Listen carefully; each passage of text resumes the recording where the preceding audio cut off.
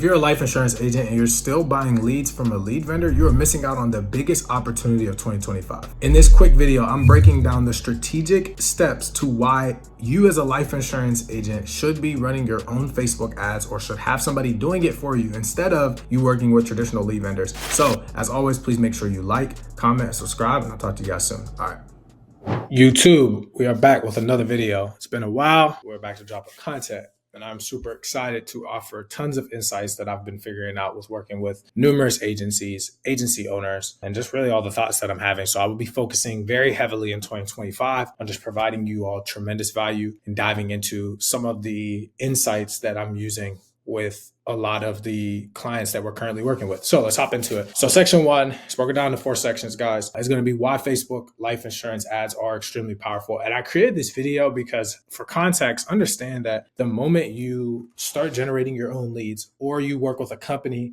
that can generate leads for you and you're not working with like a lead vendor anymore, your whole mindset will shift. So you have full control over the targeting, the messaging, and the cost. So understand that targeting is who sees your ad. So what is the demographic of the people that you're going after? The age range is important, but it's also like the mindset and the psychology of those people, the message. So what is it that they're seeing that's being told to them before you get on the call with them, you book a call, before you do the call to action? I think a lot of people don't put a lot of emphasis into this. So they set up ads and they say, hey, we're going to just try to get anybody to click on the ad, which is fine if that's your strategy. But for a lot of people, they're looking for intent. And if you put small, subtle words in there, like state regulated, if you try to use manipulative tactics, if you do a lot of words that say benefits, right? There are so many triggering words that cause people to have their own interpretation of what you're actually saying rather than what the words say. Because at the end of the day, understand that when I see an advertisement, it's not about what the advertisement says, it's about how I interpret what the advertisement says. And that's super key, okay? And then the cost. So understand that when you start generating leads yourself or having somebody do it for you, understand that you are truly paying the actual cost of it to be generated. Now, this will do 2 things for you. This will change your perspective because a lot of people are like, wow, that's super expensive. It's not really expensive to generate a quality lead when you think about it. Like $40, $50 is not expensive when you really think about the type of people you're with. We had an agent today close $5,000 off of a lead that cost him $50 to generate. Is that relative? Yes. Where else can you get leads like that? If I went to a high ticket sales coach and I said, hey man, I'm going to give you these leads. They're going to cost between 25 and 75 bucks. But at every 10 of them, you're going to close a deal for $4,000 or $5,000, right? That cost per acquisition, got 10 of them, that's $270 to make. Even 1,000 would be good. That's very scalable. Let alone let it be 2,000, 3,000. And that's a mortgage protection or IUL, like a qualified lead could be 35 to 80 bucks. That's still not a lot. If you spend $800 to make 3,000, everybody would do that every day of the week. The problem is that we're not confident in the sales because we get chargebacks, we push people, right? We're not actually putting clients in the right situation. So when you start having your own setup, it makes you think more of like a business owner than just like, I'm just buying leads. And that's what I preach. And that's what I think is super, super important. And it's important for, you all to understand that as well. It's not just about getting super low costing leads and saying, oh my goodness, my leads are $2. Like that's going to leave you high and dry at the end of the day, right? Unlike buying from lead vendors, you know exactly what your clients are seeing. It makes it super easy for you to overcome objective and close sale. This is a very important part because understand that when you know what your client is seeing, it gives you confidence, okay? Which leads me to my second point. You're never second guessing the quality of the leads because you know exactly what they saw. So when they give you some crazy response, you don't panic, you don't worry because you understand where they're coming from. You understand exactly what it looks like. And you just understand that they're just confused, which should tell you and remind you that it's just people. There are people that watch these videos. There are people that fill out my ads that are life insurance agents and agency owners, and they fill out the information and they don't show up to the call. They come to the call and forget what they clicked on.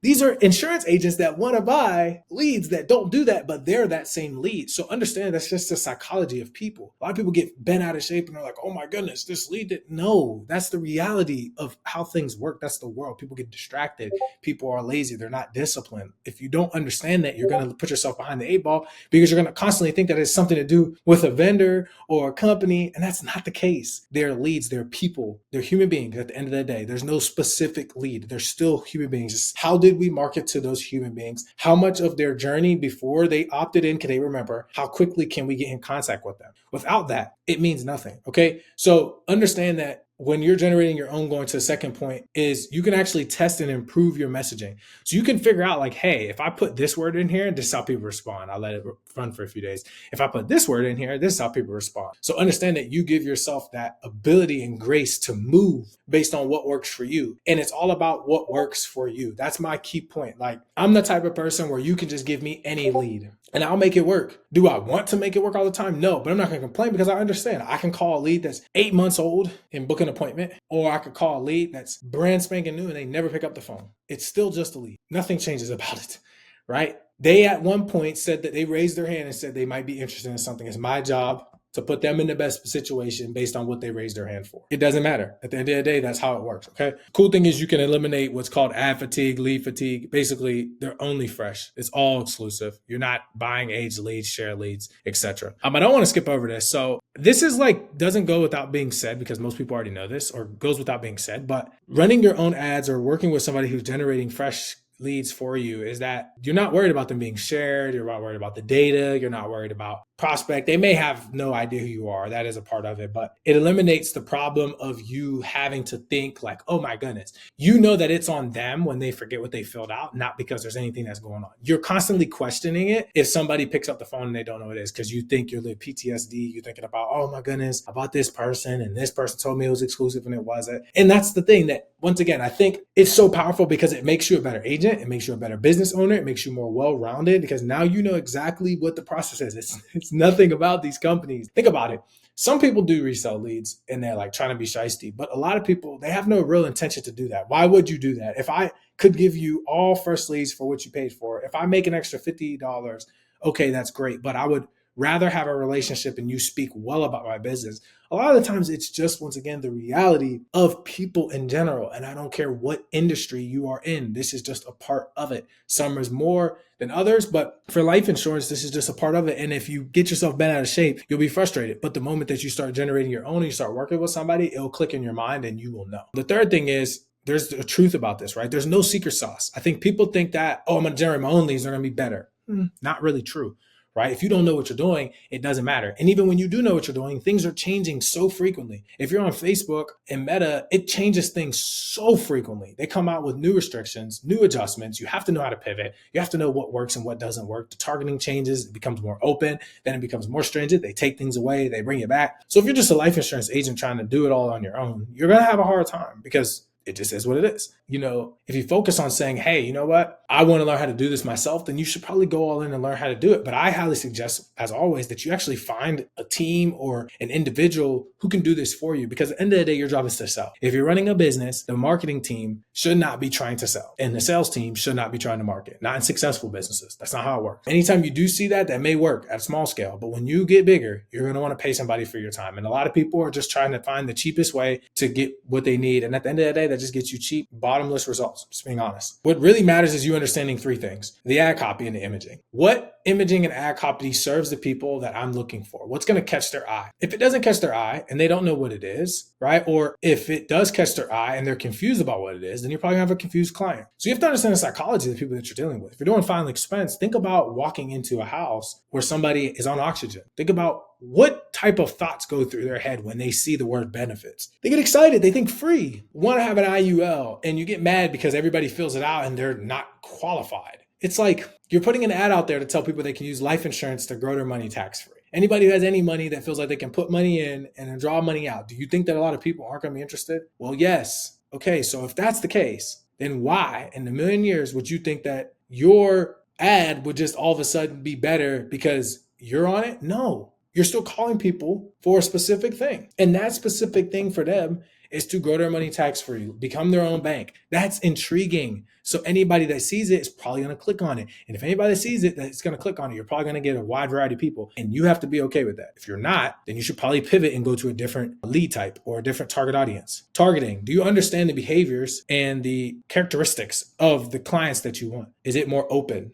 Is it more detailed? You need to understand that. You can't just throw stuff at the wind and say, oh, I'm going to figure it out. If you don't have any idea, it should be relative. What are their interests? What do they like? What type of people are they? What's the age range? What's the income level? Very important. Follow-up process. This is probably the one that gets people the most. It's not the lead's fault if the person doesn't show up to the appointment. It's not the lead's fault if the person doesn't know what's going on in regards to when you get to the point of calling them and you are in the process of actually following up with them after you've talked to them. So for example, what I mean is you call somebody and you book them into an appointment and then they forget, right? It's not their fault that they don't remember after you book the appointment. It's your job to get them to show up. You are the agent, right? Your job is to get a lead.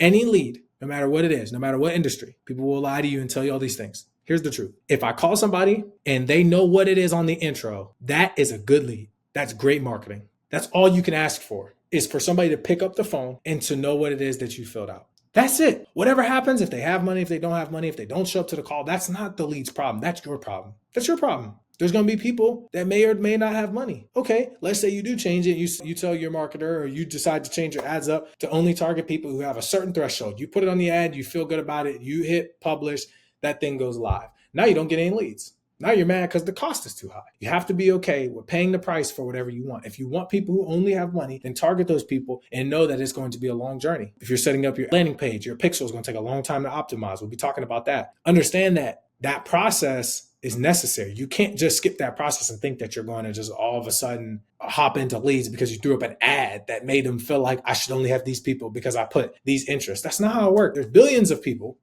on the planet, right? There's hundreds of millions in specific countries. So you can't expect just to pop up on the scene and have an ad that's just going to crush and everybody and their mom's going to have money and know exactly what it is that they're filling out. That is not going to happen. Now, if somebody does know what they filled out, good job. Now you can make subtle improvements to make it better. But a lot of people get mad because this person didn't show up or this person did that. That's not the lead's fault. That's not the intent of the lead. That's the agent's fault. The agent doesn't understand how to book the call, doesn't understand how to follow up. They don't understand any of that. And if they don't, then that's on you. You got to improve. Your skills have to get better. Figure out how to do tie downs, get a better automation process, a better follow-up process. These are all essential for you to be successful. Okay. The pro tip I already talked about, right? It's not about fancy tech. It's about actually positioning yourself as somebody who understands the psychology of the person that you are trying to sell to. And just a quick recap I want to go through, right? And these are really good. I know I went over on my time, but I want to kind of talk about these quickly. So you control who sees your ad, right? What they see, right? Don't rely on lead vendors,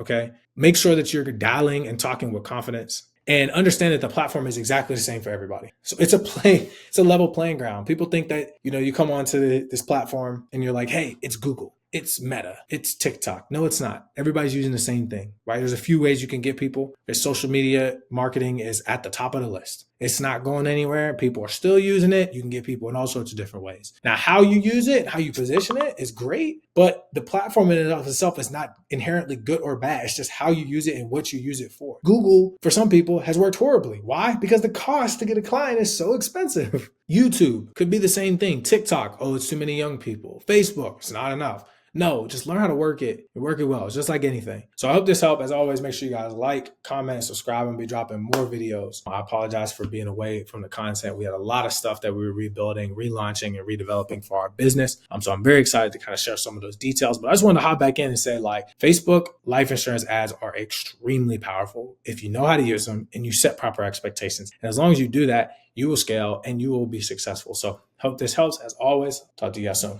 Peace.